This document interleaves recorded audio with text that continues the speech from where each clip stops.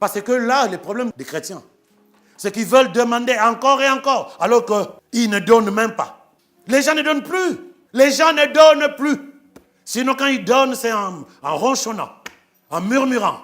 Mais entre-temps, ils prient, ils jeûnent. Mais Dieu dit, mais tu n'as rien compris.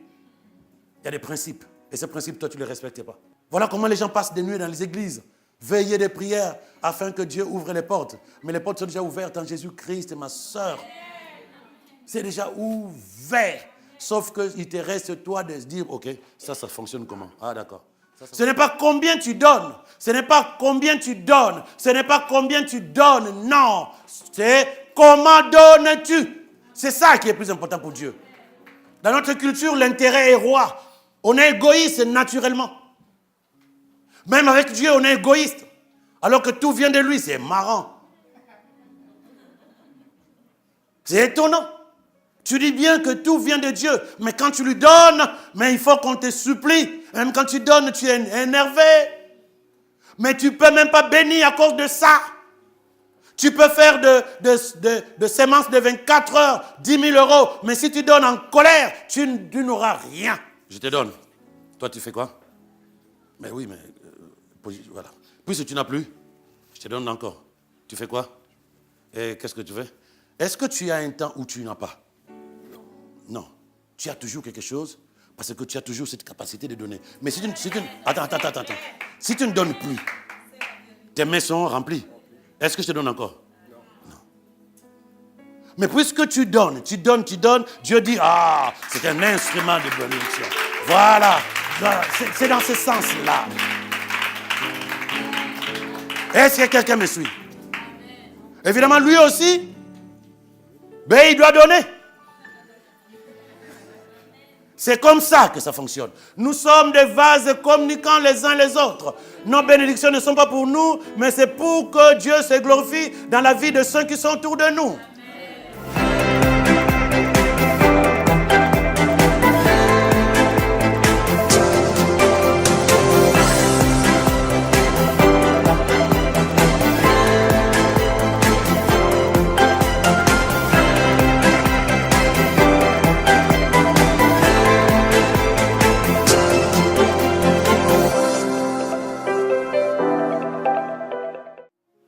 Le monde est régi par des principes. Le monde est régi par des principes. Le principe, c'est dire, nous sommes des humains, on ne peut pas voler, si ce n'est qu'avec un appareil qu'on appelle l'avion. Nous sommes des humains. On est attirés par la gravité de la Terre. En fait, je parle d'humain physiquement.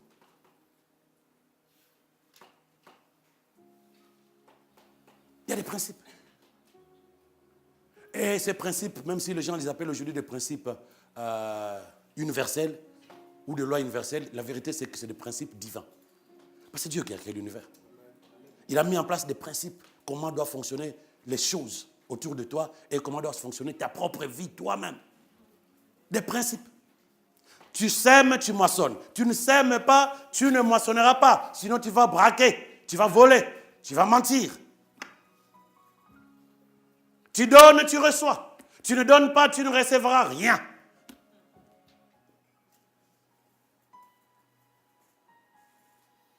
Est-ce quelqu'un avec moi? Manifester Christ, vivre la vie que Dieu a planifiée pour toi, c'est aussi un principe qui est derrière. À ces versets qu'on a lus, recommande-leur de faire du bien, d'être riches en bonnes œuvres. Recommande, exhorte, encourage-les. D'avoir de la libéralité, de la générosité et de s'amasser ainsi pour l'avenir un trésor placé sur un fondement solide afin de saisir la vie véritable. La vie véritable que tu veux là. La vie véritable que tu veux, il faut que ça passe entre autres par quoi? Par une vie de générosité, de libéralité. Déjà, libéralité, ça veut dire, le grec c'est eumetadotos. Ça signifie simplement disposition à donner généreusement, prêt ou disponible pour partager. Prends le mot prêt, partager. Libéralité, c'est-à-dire que tu ne regardes pas à toi. Tu regardes ce que tu as, comment tu peux le partager. Ah, ah, ah. Tu ne regardes pas ce qui te manque. Tu ne regardes pas ce dont tu as besoin. Non, tu regardes comment tu peux utiliser ce que tu as pour les autres. C'est dans la Bible. Si toi tu fonctionnes avec notre culture, la francophonie, 4 morceaux de viande, la personne arrive, là, 5e personne. Ah oui, tu peux t'asseoir. Il y a des journaux là, tu sais. Ou bien on te met la télé. Tu aimes quelle chaîne? Parce qu'il y a 4 morceaux de viande, lui il ne doit pas manger parce qu'il n'a pas été prévu. On te dit, réfléchis comment tu peux partager ce que tu as. Ça, c'est spirituel. Ah, de quel pays es-tu? Si tu es là, de la francophonie, gloire à Dieu. Mais si tu es du royaume des cieux, voilà ce que tu dois faire.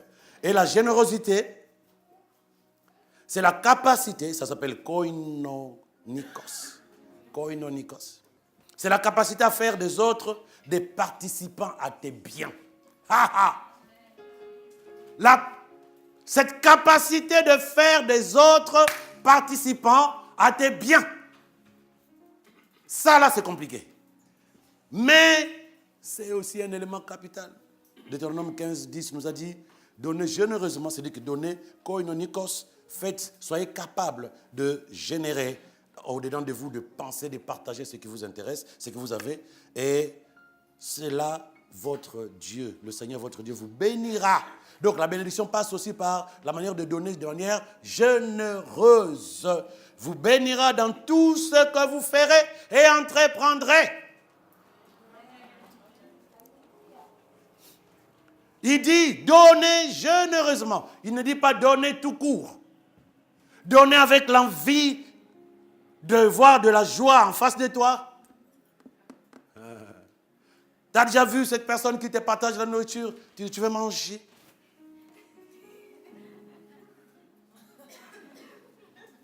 Cette personne attend juste que tu dises non merci. Non merci. Ah bon? Ok. Là, je dis ok.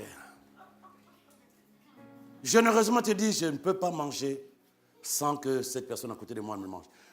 Dans le train, quand tu prends le train, on a une culture chez nous. 7h30, petit-déj. Midi, 13h, déjeuner. 19h30, 20h, dîner, souper. Si tu es belge, dis souper. Tu es dans le train. Toi, tu n'as pas pensé à ça.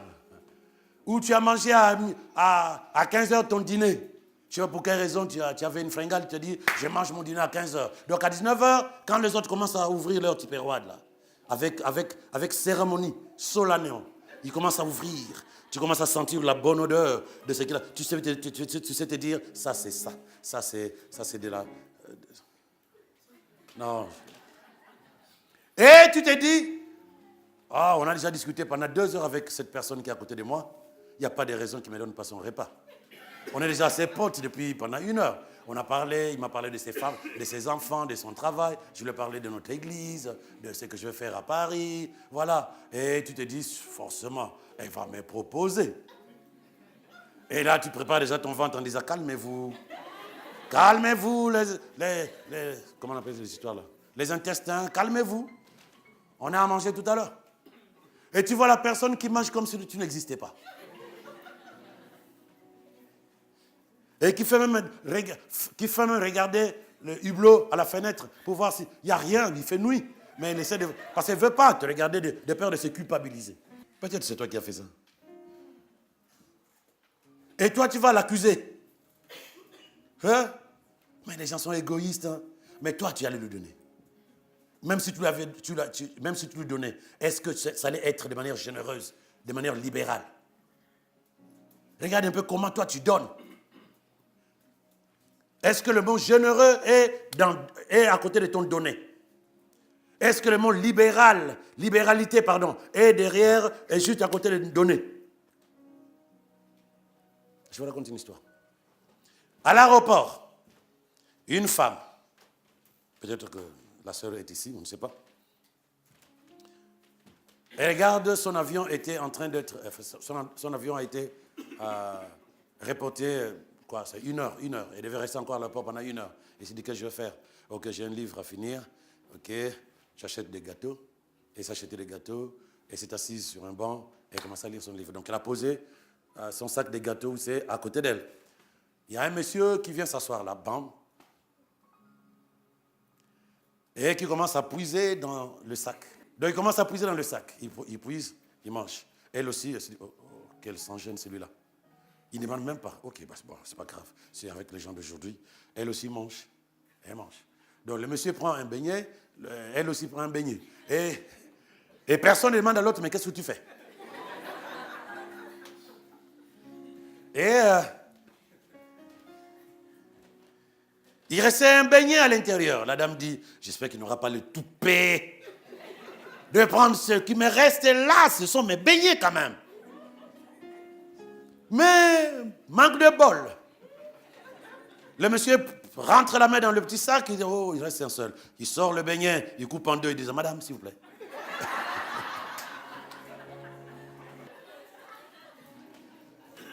Elle récupère et dit, purée, franchement. Là, elle prend son livre, elle ferme son livre, elle change de place. Elle regarde, franchement. Et 2-3 minutes après, le vol est appelé. Le vol 700, machin, pour Toulouse, rentrez. Ils sont rentrés, et rentrent là, mais ils étaient fulminés de colère, en disant, j'ai une histoire à raconter. Franchement, c'est pas possible. Et rentre et s'assoit, serre sa ceinture. L'avion d'école, elle dit, bon, là, calmez ma colère, je vais continuer à lire mon livre. Et elle cherche dans son sac le livre, elle tombe sur un sac. Elle sort, c'est son sac de beignets. En fait, ce n'était pas son sac à elle, elle l'avait mis dans son bagage, mais ce qu'elle mangeait, c'était celui du frère.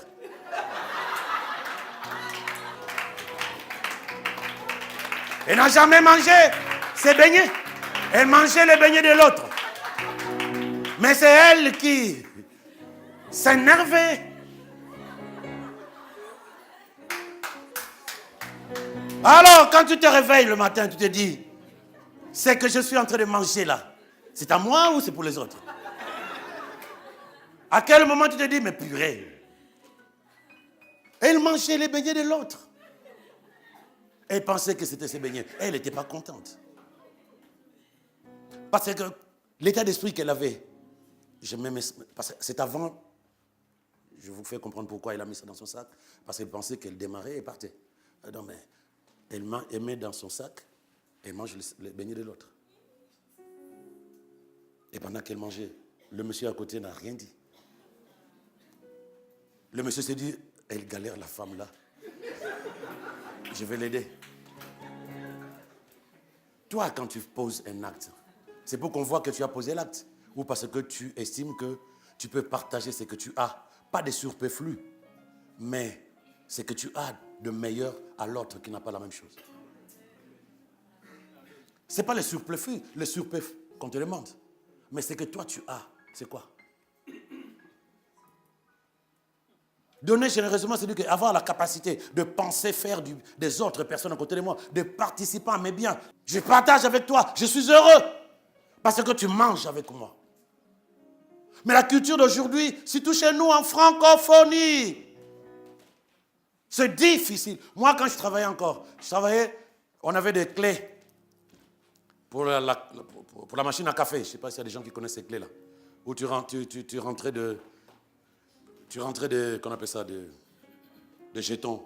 Donc tu avais des clés, tu mettais 10 euros, 20 euros, 30 euros. Bon, un café, c'est des centimes. Mais je mettais 15, 20 euros et je laissais ma clé pour celui qui voulait. Je laissais ma clé là. Donc celui qui venait, clink, clang, il prenait. Merci Pascal. En revanche, d'autres ne voulaient même pas utiliser ma clé. Ils enlevaient, ils mettaient leurs jetons. Et ils prenaient leur café, ils rentraient. Même quand ils me trouvent là, ils disent, mais tu peux pas. Non, c'est bon. Ils mettaient ses sous, ils partaient. Il ne veut pas être débiteur. C'est une mentalité. Donc du coup, parce qu'eux, ils sont conscients qu'ils ne feront pas. Et un jour, il y a un monsieur, c'était le directeur adjoint chez les commerciaux. Il cherchait, juste à côté de moi, il y avait mon collègue, c'est les ingénieurs support. Moi, il ne vient pas me demander, il sait que j'ai ma clé qui a au moins 20, 30 euros là-dedans. Il ne me demande pas, il demande à l'autre qui était là, quand même, je peux avoir 1 euro là, je te remets ça tout à l'heure. Et le garçon lui dit, mais attends, mais tu prends la clé de Pascal, arrête un peu Didier. Il dit, non, c'est bon, mais tu prends la clé. Ah ben oui, lui, il était chaud. Et il ne veut pas, il dit, on va prendre du clé. Pascal, donne-moi. Non, il m'appelait tonton, donne-moi ta clé. Ils sont partis voir, mais il ne m'a jamais dit ni merci, il était mal à l'aise. Parce que quand tu poses un acte qui dépasse la culture, les gens sont gênés. Quand tu poses un acte qui dépasse la culture de l'environnement, les gens sont gênés. Oui, c'est bien. Mais toi, il ne faut pas les amener à être gênés. Il faut leur montrer que non, moi, ça me fait plus du bien qu'on partage ce que nous avons. Dans notre culture, l'intérêt est roi. On est égoïste naturellement. Même avec Dieu, on est égoïste. Alors que tout vient de lui, c'est marrant. C'est étonnant. Tu dis bien que tout vient de Dieu, mais quand tu lui donnes, mais il faut qu'on te supplie. Même quand tu donnes, tu es énervé.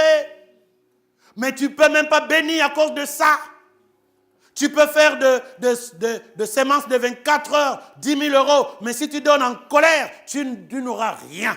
Sacrifice des Caïns, frère.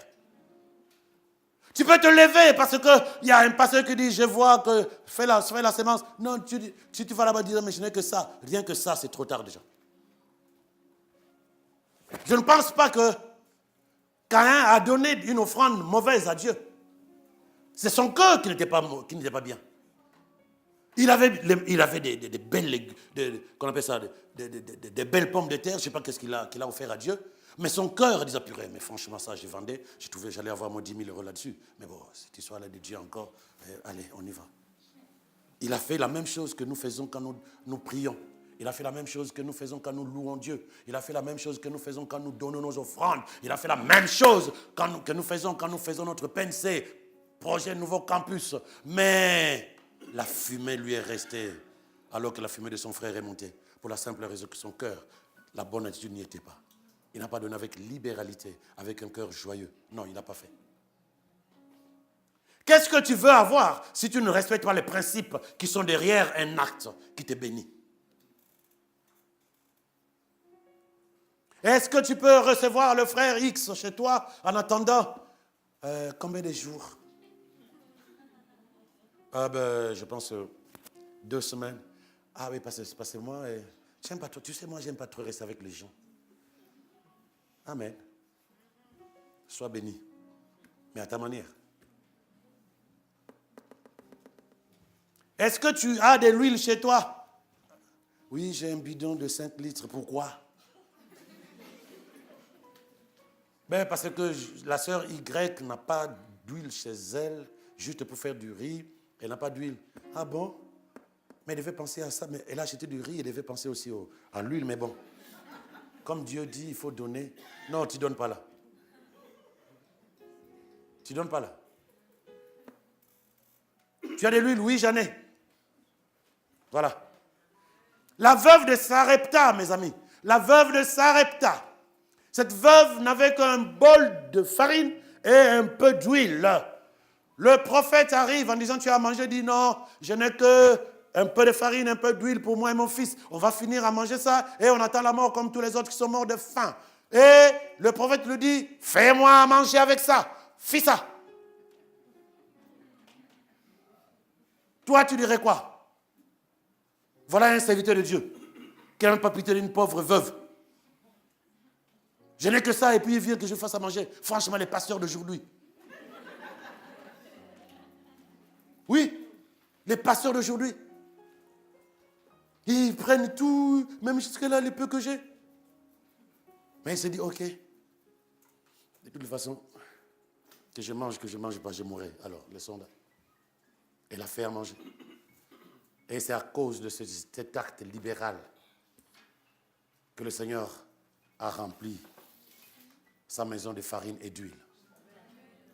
Elle n'a pas réfléchi en disant, parce qu'il n'y a pas une bénédiction derrière ce que le prophète lui a dit. Il n'a pas dit, fais-moi manger et je vais te bénir. Parce qu'aujourd'hui, c'est ce que les gens attendent dans les églises. Donner avec un sous-entendu derrière. Donne, il te sera donné. Ah, d'accord. Je donne. Tu veux combien? 2 euros. Oh, c'est trop quand même. 1,50 €, ça te va? Tu ne donnes pas. Donne, il te sera donné. Non, donne tout court. Quand Jésus nous a donné sa vie, as-tu attendu quelque chose de toi? Les chimistes savent de quoi je parle. On appelle ça des éprouvettes ou de vases communicants. Pour que tu mettes dans le vase A, il faut que le vase A envoie l'eau dans le vase B. Et en se vidant pour aller dans le vase B, tu es à même de pouvoir mettre encore dans le vase A. Et tu verras que les deux auront le même niveau d'eau. Ce n'est pas, il n'y a pas un vase qui aura plus d'eau que l'autre, non. Les deux au même niveau. Mais entre-temps, l'eau passe par un vase avant d'aller dans l'autre vase. C'est-à-dire que la parole de Dieu nous dit, lorsque tu ne donnes pas ce que tu as de trop, tu donnes ce que tu as. Et puisque tu donnes ce que tu as, c'est parce que tu es en train de régler un besoin chez l'autre qui n'a pas la même chose que toi. Lorsque tu donnes, tu ne donnes pas parce que tu en as trop. Ça, ce n'est pas donné avec générosité. Ce n'est pas donné avec libéralité. Lorsque tu donnes parce que tu veux régler un problème. Même avec ce que toi tu as un sandwich, la moitié. Tu réalises que quelqu'un a faim en face de toi. Il n'a pas un sandwich en face de toi. Qu'est-ce que tu fais? Tu ne dis pas, moi, je n'ai que ça. Non. Tu dis, si on peut manger chacun une moitié de cette moitié de pain, si lui est heureux, moi, je serai aussi heureux. Quelqu'un avec moi? Tu veux manifester la gloire de Dieu. Tu veux manifester Christ. Commence par savoir que tu as son ADN. Jésus a donné de sa vie sans te poser des questions. Tu as son ADN. Amen. Le frère a deux fruits. Grappe de raisin et une pêche. Qu'est-ce qui sera facile à donner? Les raisins. Parce que tu en as assez. Mais quand tu n'as que... Ah tiens, pour toi, ce qui est petit, c'est ce que tu donnes. C'est de mieux en mieux. Si tu veux partager parce que tu es enfant de Dieu, tu vas dire, j'ai assez de raisins, je vais lui donner. Il ne va pas me demander toute la grappe, non. Il va me demander juste un peu, et je prendrai un peu là, je vais lui donner. Allez, tu veux un peu de raisin? Ah oui, c'est des raisins, c'est très joli, c'est très bon, c'est goûteux, c'est des raisins du sud. Et tu vas lui donner ça. Tu vas lui donner ça. Parce que tu sais qu'il y en a assez pour toi. Mais ça, ce n'est pas partagé. Si toi, pour être heureux, il faut que tu finisses ça. Pourquoi tu penses que lui, pour être heureux, il faut juste ça? Si toi, c'est ça qu'il te faut pour que tu sois heureux, bien, et pourquoi tu penses que lui, c'est tout ce dont il a besoin? Et tu vas me dire, oui, mais c'est moi qui ai acheté. Oui, c'est toi qui as acheté. Parce que c'est ton argent. Oui, c'est mon argent, j'ai travaillé. Parce que la santé, c'est toi qui t'a donné la santé, qui t'a donné la santé pour aller travailler. Parce que, non, dis-moi un peu, si tu es enfant de Dieu, tu sais que rien n'est entre nos mains qui ne vient pas de qui? De Dieu. Donc si tu le sais, tu ne peux même pas te lever le matin pour dire, c'est moi qui ai acheté, je lui donne ce que... Non, si toi c'est ça qu'il te faut, pense que lui aussi c'est ça qu'il lui faut. Alors tu fais quoi? Tu fais quoi? Ne lui donne pas la pêche. Là c'est sacrifice de Caïn. Désolé pour toi. Ta bénédiction ne viendra pas parce que tu donnes la pêche. Ta bénédiction des gens viendront. Tu veux de raisin? Donc je mets ça entre nous deux, comme la dame, le monsieur avec les beignets. Je mets ça entre nous deux. Maintenant tu peux manger autant que tu veux. Ouais, ben, ça me gêne. Dis, ne te gêne pas, tu sais. Ne te gêne pas. Tu lui montres l'exemple 1, et puis tu le laisses manger 1 ou 2, 3, 4, 5, et toi tu prends 2. Tu t'en fiches. Et de toute façon, tu es déjà habitué à jeûner, même si tu ne manges pas assez. Tu es habitué à jeûner ou pas? Mais on va avoir la liberté, l'envie, le désir de donner la pêche. Toi tu manges tout ça et lui tu lui donnes juste ça. Et tu penses que tu as donné avec générosité, avec libéralité. Non, nada. Est-ce que quelqu'un est avec moi? Nous sommes des enfants de Dieu, nous devons plaire à Dieu. Dieu donne, quand il te donne la santé, il te donne la sécurité, il te donne des choses auxquelles tu ne t'attends pas. Donc dis-moi ce que toi tu as donné. Pour que Dieu, en Jésus-Christ, te libère de l'emprise de Satan. Rien. Dis-moi ce que toi tu as donné pour que Jésus paye de sa vie afin que tu sois libre. Rien. Dis-moi ce que toi tu as donné Pour qu'ils te disent, oui, mais non, mais donner, vous savez donner, c'est une loi. Mais donner de quelle manière, c'est ça le problème. Ce n'est pas combien tu donnes, ce n'est pas combien tu donnes, ce n'est pas combien tu donnes, non. C'est comment donnes-tu. C'est ça qui est plus important pour Dieu. Jésus était devant le trône, c'est-à-dire que là où il y avait leur panier des offrandes, et il voyait les gens donner des millions, des milliers, des millions, des milliers, des centaines. Et il voit une veuve qui venait en dandinant déposer 30 centimes. Et Jésus dit aux disciples, vous savez, cette dame-là a donné plus que tous les autres. Parce que c'est tout ce qu'elle avait. C'est tout ce qu'elle avait. Mais il y a des gens qui ont cette facilité aujourd'hui. Rien que la main dans la poche, ils savent faire le tri entre un billet de 50, de 20, de 10 et de 5. Alléluia, nous donnons à Dieu dans toute joie. Là, il est en train de fouiller, il dit ça, c'est de 5. Ok, 5, c'est bon. Alléluia, nous donnons à Dieu dans l'enveloppe. Dieu, tu ferais mieux, tu aurais mieux fait de garder tes offrandes. Nous donnons à Dieu avec joie. Et tu vas donner à KFC le 50. Les gens savent regarder à l'intérieur en disant, même Dieu, on fait le tri. Qu'est-ce qu'on donne à Dieu? De quelle manière? Ce n'est pas ce que tu donnes qui n'importe. Comment donnes-tu? Comment donnes-tu? Parce que lui, donner la vie de son fils, ça lui a coûté. Ça lui a coûté pour que les sorciers ne viennent plus te déranger. Pour que le diable n'ait plus de pouvoir sur toi. Ça lui a coûté. Et toi, tu fais quoi?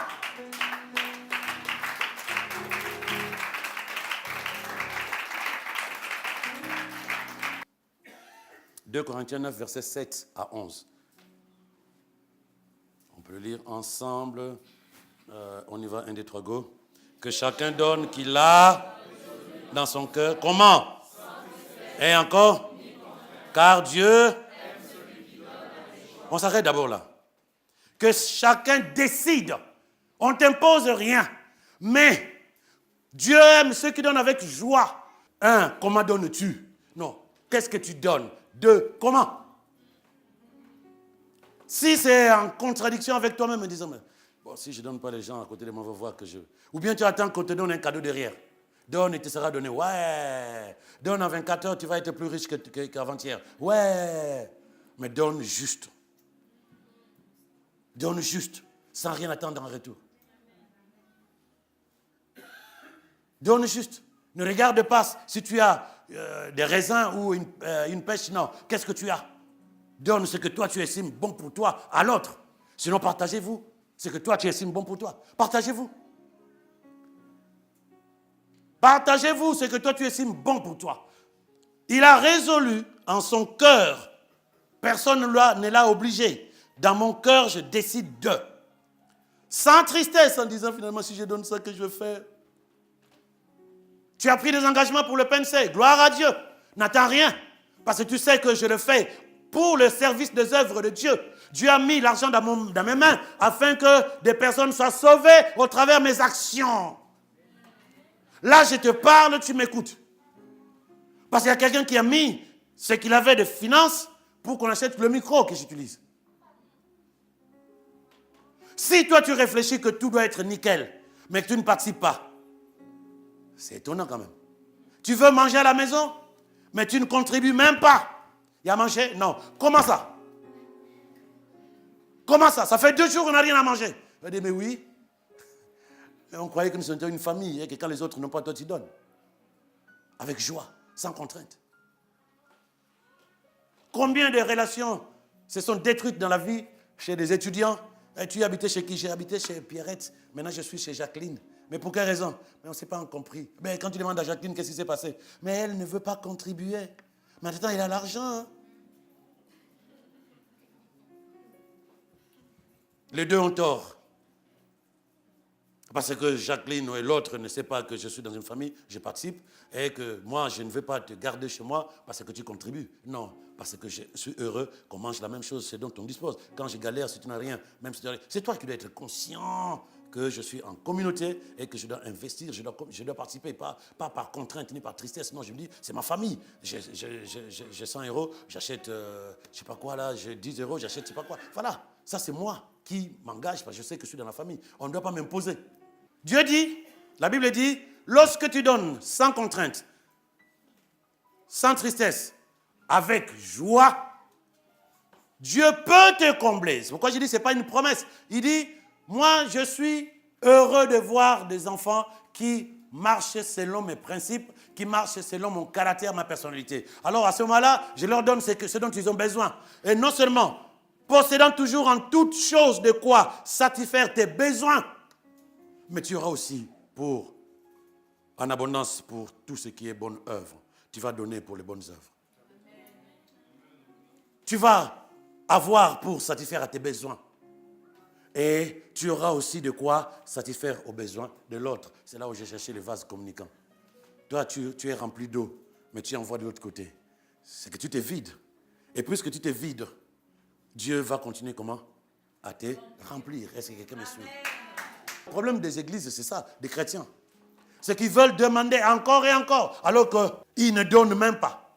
Les gens ne donnent plus, surtout chez nous. Les gens ne donnent plus. Sinon, quand ils donnent, c'est en ronchonnant, en murmurant.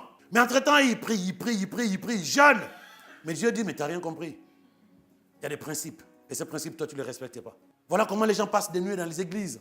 Veiller des prières afin que Dieu ouvre les portes. Mais les portes sont déjà ouvertes en Jésus-Christ, ma soeur. C'est déjà ouvert. Sauf qu'il te reste, toi, de se dire, ok, ça fonctionne comment? Ah, d'accord. Comment veux-tu que Dieu, comme un vase communicant, te donne davantage si tu n'es pas capable de pouvoir donner aux autres? Avec joie, sans contrainte, ni tristesse. Aujourd'hui, on a besoin de sauver des âmes, plus que ça, parce que tout le monde est d'accord que nous sommes au temps dernier. Le temps de la fin, tout le monde est d'accord. Les gens voient des signes, les prophètes voient des images, ils nous enseignent en disant, faites attention, on ne sait plus quand, mais là, c'est imminent. Donc, il faut sauver au maximum. Et comment? Pas comme ça. Parce que là, il n'y a plus de place. Alors, tu fais quoi? Ah, ben tiens, il y a le nouveau campus, c'est même pas 300. Votre histoire là de 300 personnes, c'est faux. On est presque 400, 450.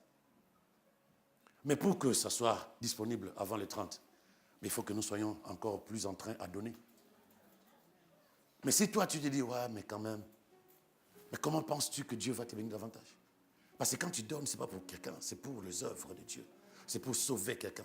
C'est pour transformer une vie. Mais quand tu participes au projet de Dieu de cette manière-là, avec joie, tu penses vraiment que Dieu va t'oublier? Et là, tu n'as même pas envie que Dieu pense à toi. Non, tu sais que tu es enfant de Dieu et que tu participes au projet de ton Père. Tu n'as pas besoin que c'est que à ton Père est à toi. Tu ne dis pas, qu'est-ce que tu vas me donner? Qu'est-ce que tu vas me donner? Ça, c'est la pire des choses que tu peux dire à Dieu. Dis-moi ce que tu vas me donner. Non. Seigneur, je participe. Qu'est-ce que je peux faire? Qu'est-ce que je peux faire? Est-ce que tu es avec moi? Donc, je disais tout à l'heure, c'est le comment et non pas le combien. C'est l'attitude intérieure qui est plus importante, qui peut amener la bénédiction dans ta vie quand tu donnes. Ce n'est pas l'acte que tu poses. L'acte que tu poses, c'est quand, si tu n'as pas l'attitude intérieure qui glorifie le Seigneur. Dis amen avec moi. C'est là ton cœur. Autrement dit, personne ne doit te dire ce que tu dois donner. Tu dois décider par toi-même. C'est une affaire entre toi et Dieu. Donner, c'est un acte réfléchi, conscient. Donner sans regret ni tristesse. C'est parce que tu ne sais pas donner avec ton cœur que tu n'as que ça. C'est-à-dire que ça, c'est la grâce de Dieu. Ce n'est pas des bénédictions. Mais si tu veux être béni, lâche. Qu'est-ce qu'il y a à toi? Dis-moi.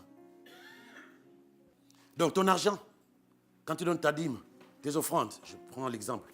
Il y a plusieurs. La générosité, ce n'est pas seulement sur l'argent. Je vais te parler du manger, du vêtir. Je vous ai parlé de tout ce qui tourne autour de toi. Mais là, sur les finances qui font les polémiques dans les églises. Il suffit qu'un pasteur dise, ne donne plus l'argent. Ouais, j'étais sûr qu'on nous mentait. C'est que à ton cœur n'était pas disposé.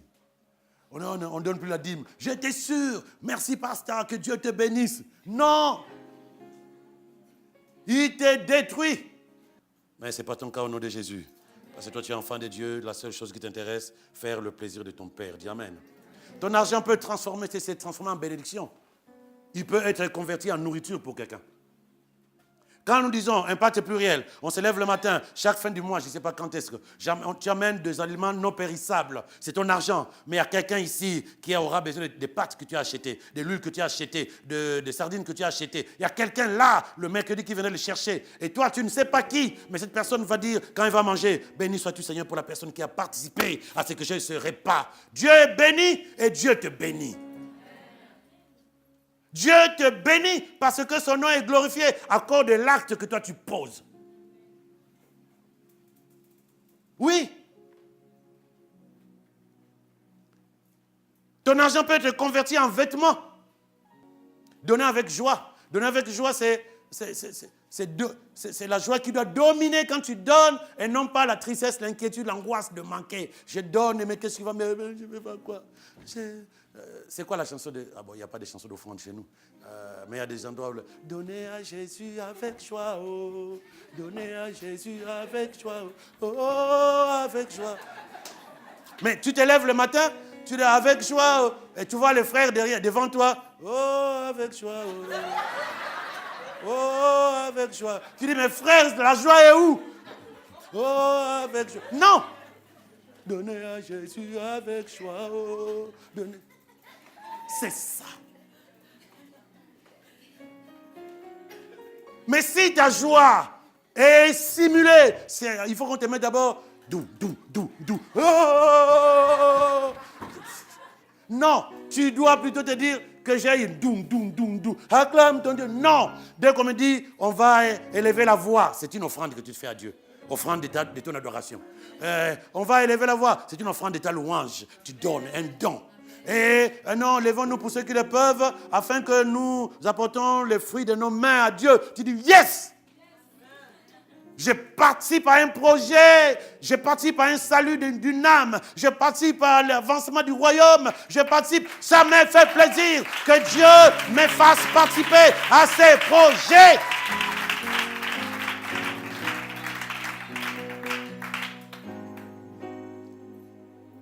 Comment tu ne peux pas comprendre que Dieu te fait participer? Tu crois qu'il est pauvre, Dieu? Non. Il peut claquer les doigts, il fait tout ce qu'il veut en 30 secondes. Mais te faire participer à ces projets, prends le livre bleu du PNC, c'est bien écrit là-dedans. Si Dieu nous fait participer à ces projets, c'est pour nous bénir. Si le prophète a demandé à la femme de poser un acte de foi, c'est pour qu'elle soit bénie. Il pouvait bien faire la prière, vous n'avez que ça, ok, fermez les yeux. Béni sois-tu Seigneur, toi qui remplis ces vases. Non, il dit pose un acte de foi qui te coûte. Et c'est parce que tu sèmes par cet acte de foi, tu verras que tout sera épanoui avec toi. Voilà comment il dit dans 2 Corinthiens, on va s'arrêter là, 2 Corinthiens 8, verset 13 à 15. 2 Corinthiens 8, verset 13 à 15, on peut le lire ensemble, on y va, 1, 2, 3, go. Non de vous exposer à la détresse. C'est-à-dire qu'on ne vous saigne pas pour soulager les autres, non. Non, si c'est ça, c'est pas bon. Alors, verset 14, qu'est-ce qu'il dit? Mais de suivre une règle d'égalité. C'est ça que j'appelais vase communicant. L'eau s'est remplie au même niveau. Toi, tu donnes au vase B, tu te vides d'une partie, Dieu te remplit de la partie que tu as donnée de l'autre côté. C'est de ça qu'il s'agit. C'est un principe, une règle d'égalité spirituelle. Tu reçois pour que tu donnes à ceux qui n'en ont pas. Et puisque tu vas donner, Dieu te donne encore ce que tu as donné de l'autre côté. Je te donne. Toi, tu fais quoi? Mais oui, mais... voilà. Puisque tu n'as plus, je te donne encore. Tu fais quoi? Et qu'est-ce que tu fais? Est-ce que tu as un temps où tu n'as pas? Non. Tu as toujours quelque chose parce que tu as toujours cette capacité de donner. Mais si tu attends. Si tu ne donnes plus, tes mains sont remplies. Est-ce que je te donne encore? Non. Mais puisque tu donnes, Dieu dit, ah, c'est un instrument de bénédiction. Voilà. C'est dans ce sens-là. Est-ce que quelqu'un me suit? Évidemment, lui aussi, ben, il doit donner. C'est comme ça que ça fonctionne. Nous sommes des vases communicants les uns les autres. Nos bénédictions ne sont pas pour nous, mais c'est pour que Dieu se glorifie dans la vie de ceux qui sont autour de nous. Quelqu'un peut dire Amen.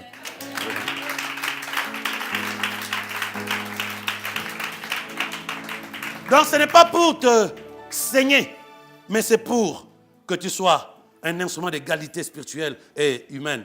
Dans la circonstance présente, votre superflu pourvoira à leurs besoins, afin que leur superflu pourvoie pareillement aux besoins des autres, en sorte qu'il y ait quoi? Égalité.